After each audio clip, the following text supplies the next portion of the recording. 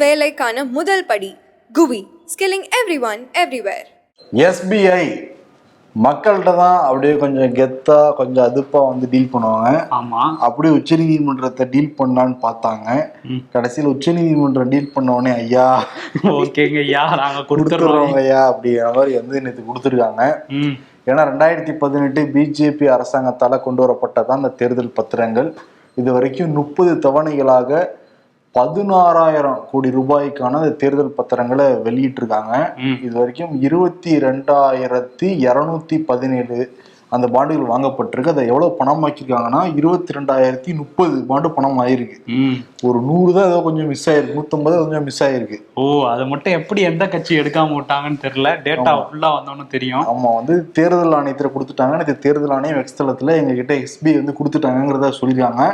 இப்ப தேர்தல் ஆணையம் மார்ச் 15ஆம் தேதி மாலை 5 மணிக்குள்ளார அவங்களுடைய அந்த வெப்சைட்ல இதை வெளியிடணும். அதை வெளியிடறதுக்காக எல்லாரும் காத்திருக்காங்க. ஆமா, சீலிடப்பட்ட கவர்ல மும்பைல இருந்து வரும்னு பார்த்தா 2 பென்டிரைவை கொடுத்துருக்காங்களாமா. அதையும் உச்சநீதிமன்றத்துல வந்து சொல்லியிருக்காங்க. தேர்தல் ஆணையத்துல கொடுத்துட்டோம் அப்படிங்கிற 2 பென்டிரைவ் கொடுக்கறதுக்கு ஜூன் 30 வரைக்கும் கொஞ்சம் அவகாசம் தேவைங்களா, எனக்கு நிறைய டீட்டெயில்ஸ் தேவைப்படுதுன்னு கேட்டிருக்காங்க. ஆமா, ரொம்ப கஷ்டமா இருக்குது அப்படின்னு சொன்னவங்க 24 மணி நேரத்துக்குள்ள டக்குன்னு கொடுத்து முடிச்சிருக்காங்க.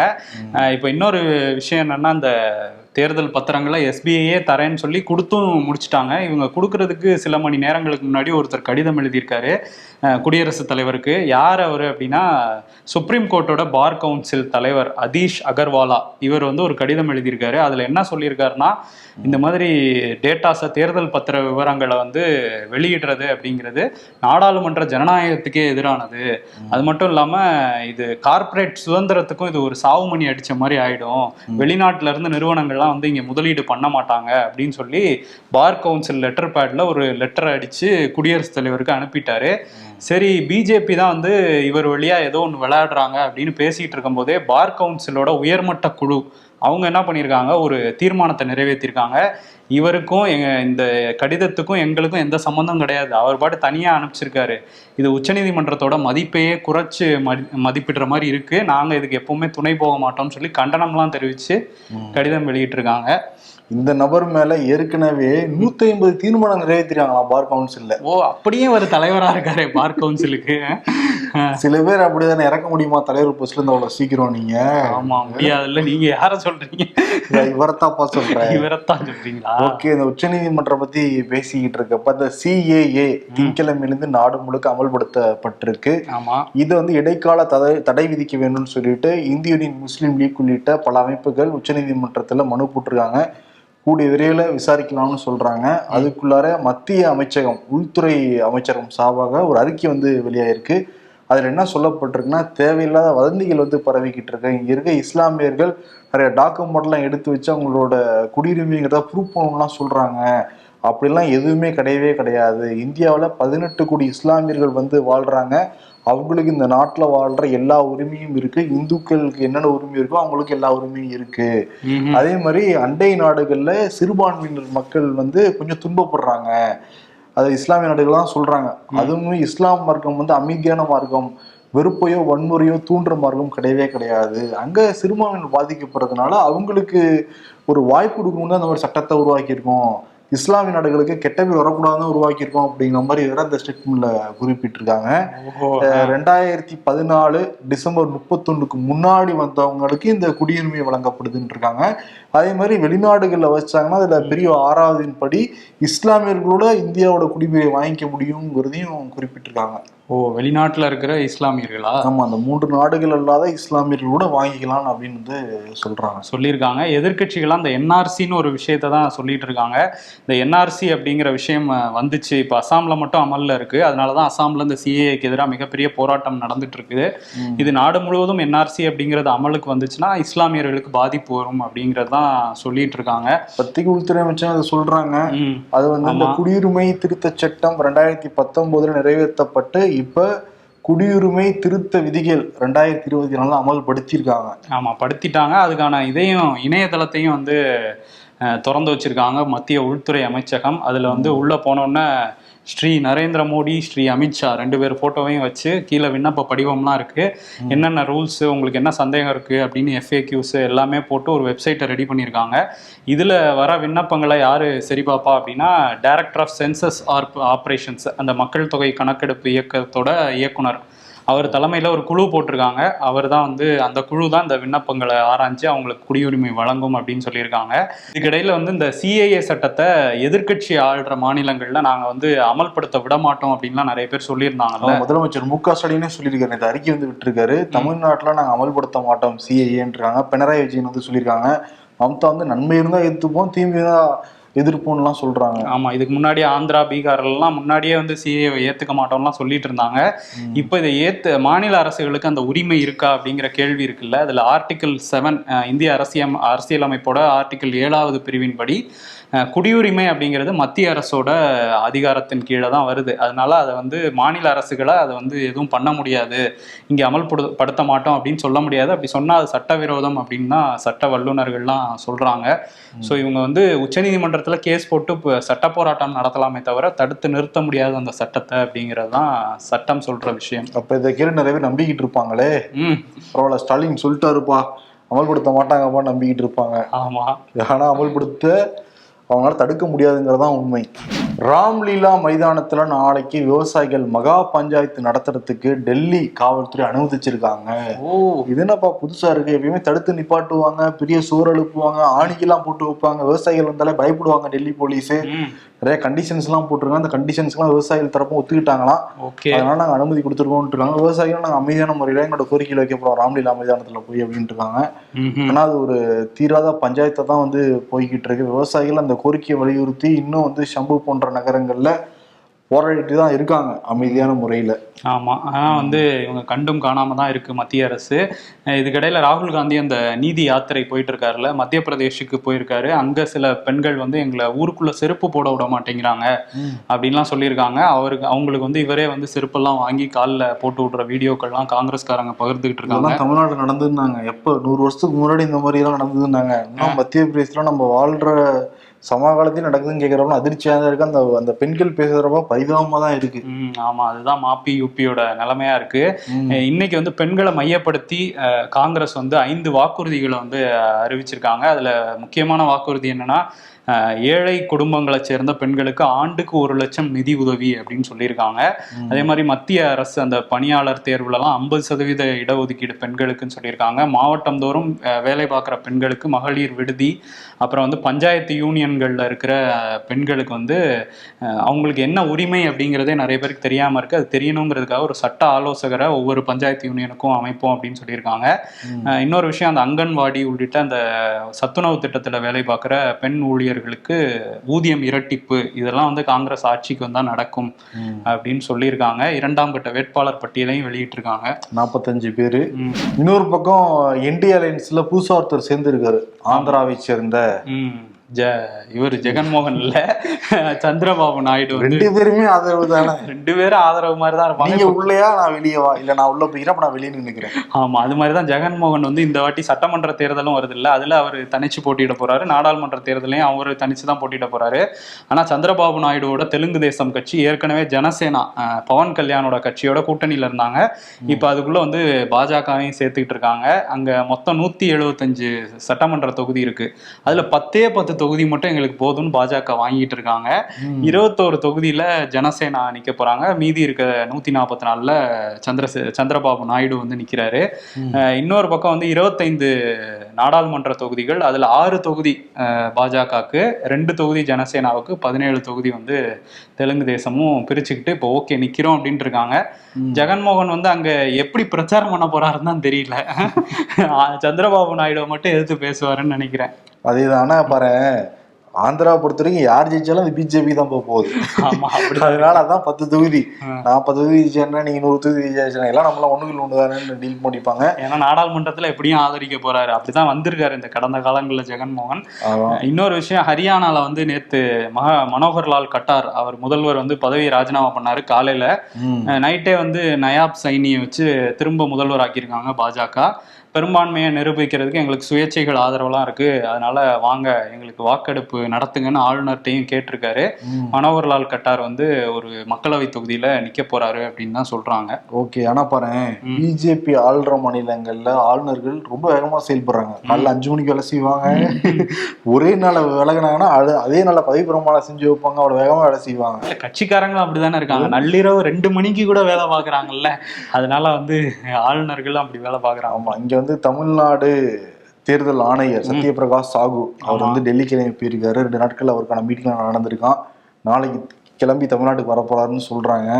ஃபுல் ஸ்விங்ல வரப்போறாரு. ரொம்ப ஸ்ட்ரிக்டான அதிகாரியா இருக்கார் சத்யபிரகாஷ் சாகு. இந்த கட்சியாவது தேர்தல் விதிகளை மீறினாங்கன்னா கடுமையான நடவடிக்கை எடுக்க போற தகவல்லாம் வருது. கட்சிகள் கொஞ்சம் பார்த்துதான் வந்து இருந்துக்கணும். திருக்கோவிலூர் முன்னாள் எம்எல்ஏ பொன்முடி இப்ப இந்நாள் எம்எல்ஏ ஆயிரம் போலதான் தெரியுது. ஏன்னா சொத்து குவிப்பு வழக்குல வந்து உயர்நீதிமன்றம் அவருக்கு எதிராக தீர்ப்பு கொடுத்திருந்தாங்க. உச்சநீதிமன்றத்தில் போய் வாதாடினாரு. இப்ப அந்த சிறை தண்டனை நிறுத்தி வச்சிருக்க உச்சநீதிமன்றம். அதனால ஏற்கனவே இந்த தீர்ப்பு வரத்துக்கு சில தினங்களுக்கு முன்னாடி தான் சட்டமன்ற செயலாளர் திருக்கோவிலூர் தொகுதி காலியானதுன்னு அறிவிச்சாங்க. ஆனா தேர்தல் ஆணையம் ஏத்துக்கவே கிடையாது. இதுக்குள்ள இப்படி தீர்ப்பு வந்ததுனால திரும்பவும் அந்த தொகுதி அவருக்கு வந்து கொடுக்கலாம், திருப்பி எம்எல்ஏ ஆயிடுவாருன்னு சொல்றாங்க. அப்பாவுமே தான் வந்து குறிப்பிட்டிருந்தாரு. ராகுல் காந்திக்கு எப்படி என்ன நடந்ததோ அதே தான் பொன்முடிக்கும் பொருந்துங்கிறதெல்லாம் சொல்லியிருந்தாரு. இப்ப திருக்கோவிலூர் எம்எல்ஏ ஆயிடுவாரு பொன்முடி. அடுத்த முறை வந்து ஆளுநர் வருவார்ல ஸ்பீச் பண்றதுக்கு, அவ முன்னாடி உட்கார்ந்து இருப்பாரு. ஆமா, சட்டமன்ற மிஸ் ஆயிடுச்சுல அவருக்கு, இந்த வாட்டி மிஸ் ஆயிடுச்சு. அதனால எம்எல்ஏ ஆயிட்டாருன்னா திரும்ப சட்டமன்றத்துக்குள்ள வந்துருவாரு. இன்னொருத்தர் சட்டமன்றத்துக்குள்ள வர முடியாம அமைச்சர் பதவி இல்லாம உட்கார்ந்துட்டு இருக்காரு. அவருக்கு ஏற்கனவே அந்த குவார்டர் செஞ்சுரி அடிச்சிருந்தாருல, 2 நாளைக்கு முன்னாடி குவார்டருக்கு மேல 10 ரூபா வாங்கினவரு குவார்டர் செஞ்சுரி அடிச்சுட்டாருலாம் ஓட்டிட்டு இருந்தாங்க. இப்போ வந்து 26வது தடவை இப்ப திரும்ப நீட்டிச்சிருக்காங்க. 26வது தடவை நம்ம செஞ்சுரி அடிக்கிறேனே அப்படிங்கிற மாதிரிதான் போயிட்டு இருக்கு. ஜாமீனே கிடைக்காதுங்கிற மாதிரிதான் போயிட்டு இருக்கு. T20 வந்துகிட்டு இருக்கு, அதுல இவர் செஞ்சுரி அடிச்சு வர போல இருக்கு. அப்படிதான் போயிட்டு இருக்காரு. இன்னொரு பக்கம் அமைச்சர் உதயநிதி அவர் வந்து இந்த சனாதன வழக்கு பல மாநிலங்களையும் தொடர்ந்துட்டு இருக்கு. எல்லா மாநில வழக்கையும் ஒரே வழக்கா மாத்துங்கன்னு உச்சநீதிமன்றத்துக்கு போயிருக்காரு. இப்ப பீகார்ல ஆரா அப்படிங்கிற அந்த நகரத்துல உள்ள நீதிமன்றத்திலையும் வழக்கு போட்டிருந்தாங்க.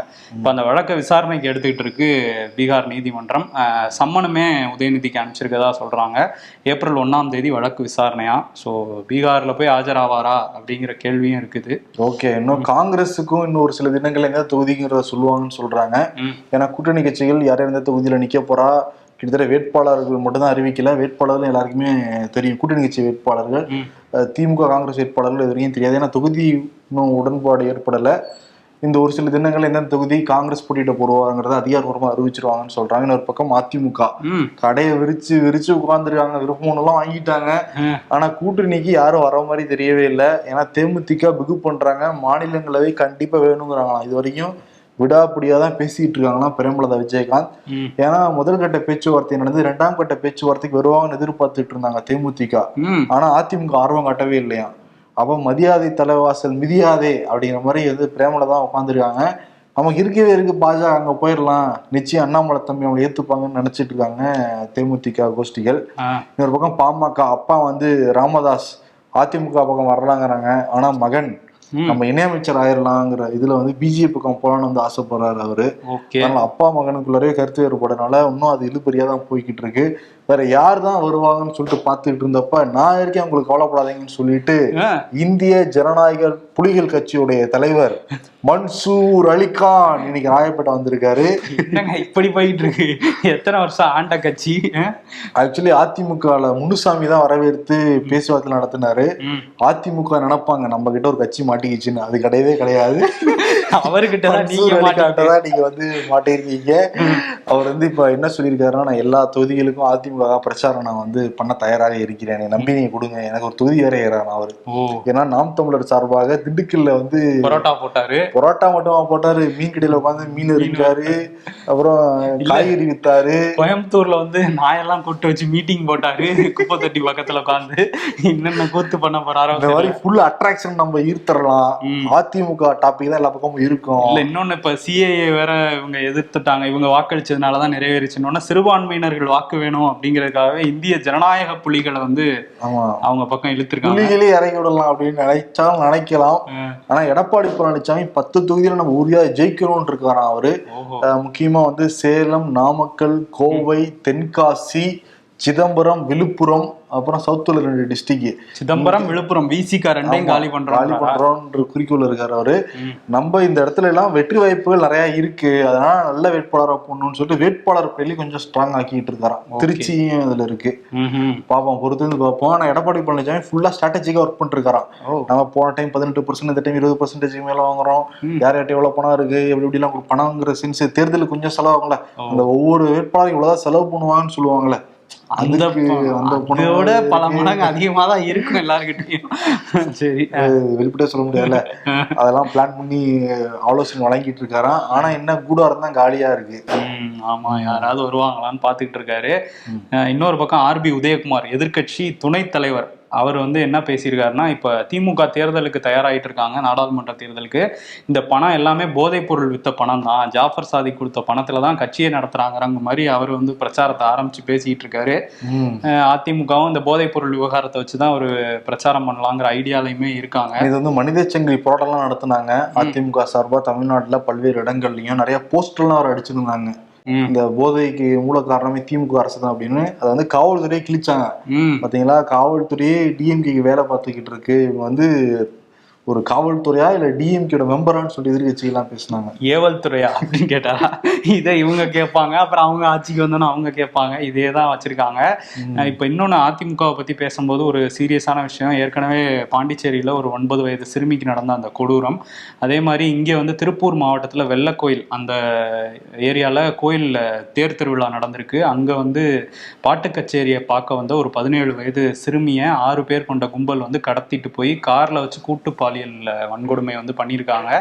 இந்த 6 பேர்ல முக்கியமான நபர் யாருன்னா, அதிமுகவோட ஐடி விங் நிர்வாகி தினேஷ் அப்படிங்கிறவரு. இப்போ அந்த 6 பேரையும் போக்சோ சட்டத்தில் வந்து கைது பண்ணியிருக்காங்க. அவரோட அந்த காரில் வந்து ஜே அப்படிங்கிறது, அந்த நம்பர் பிளேட்டில் ஜே அப்படின்னு தமிழ் எழுத்து போட்டு அது அதிமுகவோட அந்த கொடி கலரில் இருக்குது. அந்த காரையும் வந்து பறிமுதல் பண்ணியிருக்காங்க. இப்போ வந்து எடப்பாடி இன்னும் அதை பார்க்கலன்னு நினைக்கிறேன், அவர் டிவியில் பார்த்தா தான் தெரியும். ஏன்னா இப்போ வரையும் கட்சியிலேருந்து அவரை நீக்கிட்டோங்கிற எந்த ஒரு அறிவிப்புமே வரல. வந்து இவங்களுக்கெல்லாம் இந்த கொடூரன்களுக்கும் கடுமையான தண்டனை கொடுக்கணும் அப்படிங்கிறது தான் எல்லாரோட கோரிக்கையா இருக்குது. ஆட்சிக்கு வந்தால் சுவிஸ் பேங்க் கணக்கை வெளியிடுவேன் என்பான். ஆட்சிக்கு வந்தபின் ஸ்டேட் பேங்க் கணக்கை கூட வெளியிட மாட்டான். அவன் யார்? யாராவது அட்வைஸ் பண்ணனா பொறுமையா உட்கார்ந்து கேட்டுக்கோங்க, இல்லைன்னா அதுக்கும் சேர்த்து அட்வைஸ் பண்ணுவாங்க.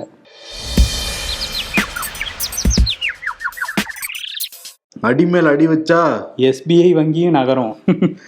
சரத்குமார் மாமியார் பி லைக், ராத்திரி 2 மணிக்கு கேட்கலனாலும் பரவாயில்ல, காலையில 6 மணிக்காவது ஃபோன் பண்ணி என்கிட்ட ஒரு வார்த்தை கேட்டிருக்கலாமே. கிச்சானாலே இழிச்சவன் தானே, இது என்ன மாமியார்களுக்கு அந்த சோதனை.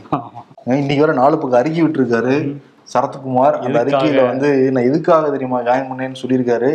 ஆனா அதுல எந்த கட்சி பேர் இல்லை, அண்ணாமலை பேர் கிடையாது, எதுவுமே கிடையாது. அங்க போனேன் இங்க வந்தேன், அங்க போனேன் இங்க வந்தேன், மக்களுக்காக தான் பணியாற்றிட்டு இருக்கேன், இது ஒரு தொலைநோக்கு திட்டத்துக்காக தான் வேற சொல்லியிருக்காரு அவரு. இப்ப இவரே தான் வந்து இந்த பொதுக்குழு செயற்குழு எல்லாம் கூட்டி வந்து நீ என் மாமியார் சிஎம் ஆசைப்படுறாங்கிறாங்க. இப்ப கட்சி ஜாயின் பண்ணது மட்டும் இவங்கிட்ட மனைவிகிட்ட மட்டும் கேட்டு முடிவு பண்றதுல எந்த விதமான ஒரு ஜனநாயகம் அந்த கட்சிக்குள்ளார. ஆமா, மாமியார்கிட்டே மறைச்சிருக்காரு இத. மாமியார் ஷாக்கா இருப்பாங்க.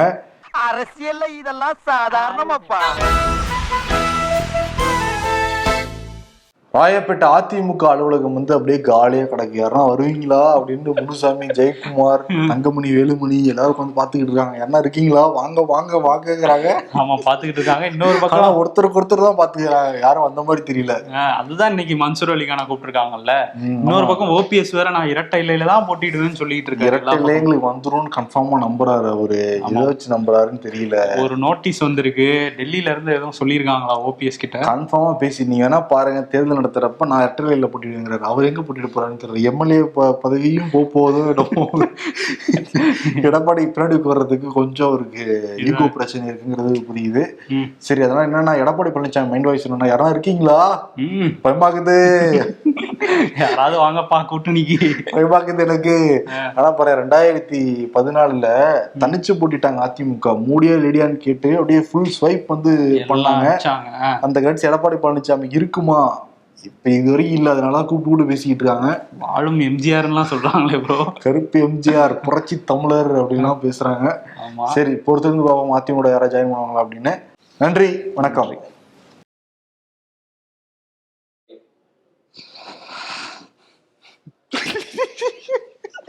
ப்ரோ.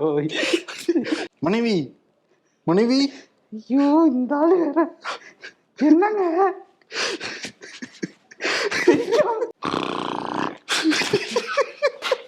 ஐயோ இன்னைக்கு எடுக்க முடியாத மாதிரி.